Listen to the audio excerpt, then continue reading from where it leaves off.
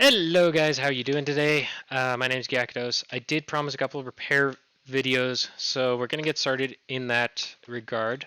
Here I actually have an OEM uh, Nintendo N64 controller. This is an original N64 controller. Hasn't Okay, this is actually one that I bought off of eBay about 2 years ago. Anyways, the point is we're going to be doing some cleaning on it, so stay tuned for that. I'm also going to be taking apart my OG N64, which, as you can see over here, this is one that I actually owned as a kid. We had an issue with the reset button. As you can see, I tried prying it up, didn't know how to fix it properly. So we're going to get to that and also try and clean up some of the surface over here. The actual cleaning portion of it, I don't know if I'm going to show off in this video, but definitely this disassembly and things like that. Certain things that have come into showcasing, we will definitely be showcasing here. So, without further ado, let's start with the N64 controller as well. Another thing I'm also going to do, this is a third-party N64 controller. It's made out of the same plastic. There's a couple issues with its design I don't like. For example, the joystick is very flicky, is the way that I used to describe it. My wife found it very funny. So, yeah, we'll get into why I don't like these joysticks. And I'm wanting to try and find a good third-party source that I can go to that's relatively cheap so that I can actually do repair on these things. So the N64, of course, we flip it on its side, kind of like how I have it right now. We got a bunch of screws. Now I'm gonna want to grab probably a screen capture. Okay, so we got 1, 2, 3, 4, 5, 6, 7 screws that need to be removed. Now these guys are all the same size, which is something that I kind of like about the N64 in general. Overall, it's very easy to take apart. The part that gets really finicky for anybody doing repairs on it isn't the factor that it's hard to take apart, it's the board itself. Alright, so we got all of those screws out. There's two more that are left. So I know you can't probably see this on camera, so I'm going to try and bring it up. But you can see right in there are two separate screws right by the memory card. The N64 is kind of one of those weird consoles that instead of having memory slots on the console itself, like the PS1 and Nintendo GameCube and Xbox, it actually had the memory card slots on the controller itself. And weirdly enough, it was also one of those that had the first iteration of, well, what we called the Rumble Pack, which was, I think at the time, a $50 add-on, which came with Star Fox 64. Weirdly enough, as a kid, I owned Star Fox 64, bought it secondhand, never actually had a Rumble Pack growing up. So we got two more screws in there. Those guys are what is called a P00. So we're going to grab those two screws out right there. Alright, so one thing I do want to mention is those two screws that we took out are very different from each other. So you can actually see the difference between them. Here, I'll bring it up to the camera a bit more. I don't know how well this is going to focus and show off on video.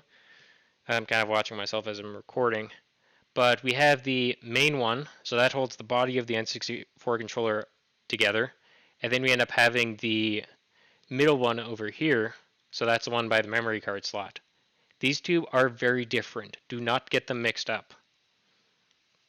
The smaller one will fit in the other's holes, but the bigger one obviously will not, and will make it kind of hard to put your controller back together.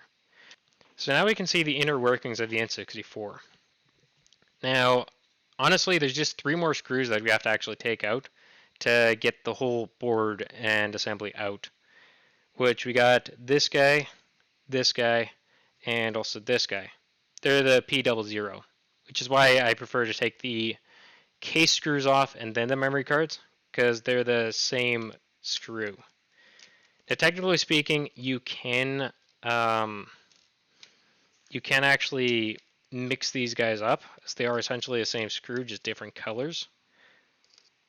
But I'm just kind of more of a perfectionist. I want to be careful sometimes with removing these cables, because they can be really stuck on there. They're not glued in, but they can be really stuck on there. And of course, look at the main motherboard. Now notice how big and bulky this controller is. Now if I was to actually take this plastic housing off, you'd find that there's essentially what's called a four-way slider on this. And then there's a ball mechanism that is attached to the bottom of it. I don't know how to exactly explain it without a dead one, because I haven't found an effective way to take this apart to show. I guess I could, because there's a screw right back here.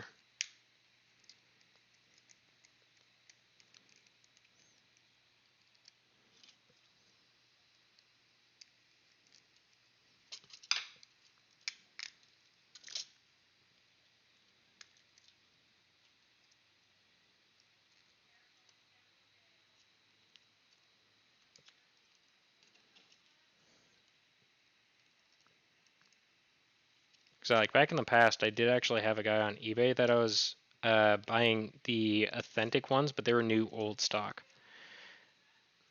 So it was kind of nice that I was able to get some new controllers. But I don't know how well you can actually see in that. I'm going to see if I can get this completely off. There's two clips. But I was able to actually get these exact ones back, which is really nice. But yeah, so you can see all the gunk buildup inside of there. That's from the actual mechanism itself. So the way it reads, there's, if you know an old, here's a better view. So if you know how an old ball mechanism actually works, that's one of the reasons that you have to do cleaning on these guys specifically. Because you can see all that plastic residue from just the controller doing its thing. Which I'm going to clean out now that I have it apart. Which is just quite simple to blow out and stuff. But you want to make sure the potentiometers are lined up when you put it back together. Which is pretty easy for the most part. Because they kind of force their way to line up, which is kind of nice. Well, most of the time in the past, I've just replaced them because I was able to get them for relatively cheap.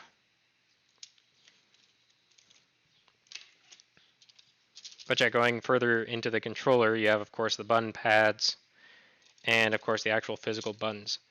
Now, the nice thing I like about the N64 is the factor that all the buttons are set up in such a way so you can't mix them up. So, for example, the B and the A button are kind of the same size, but the way that they have the tabs on the actual buttons is different, so it can only fit where the A button is supposed to be. It can't honestly fit anywhere else. I guess we'll do a quick reassembly, because honestly this guy's actually not too bad. So what we're going to do is we're going to reassemble this controller for the most part. I don't really have a whole lot of cleanup to do on this specific controller. I was thinking it was bad because I haven't taken it apart yet. Normally I have a habit of taking things apart the instant they arrive, or some period prior. Just make sure the buttons are facing the correct way, so therefore they actually function properly. Because these guys act as your spring mechanism as well as your contacts to the actual controller itself. So we're going to line those up. Now these guys actually sit in a slot. If these pads do come out, there is actually a little, I guess you could say, hole on the back of the button or back of the contact pad, which they actually sit at. Now, fun fact about it. So these guys, the L and the R buttons actually have little tabs that, sorry, I'm trying to get used to videoing, that you can actually get into the little slots. Now these guys fit right in there. Also helps if I do the cable routing right too. So it doesn't go around this big post, it actually goes around this little post over here. Once again, I'm going to try and show it on camera. So kind of like that. That's the way it's supposed to go.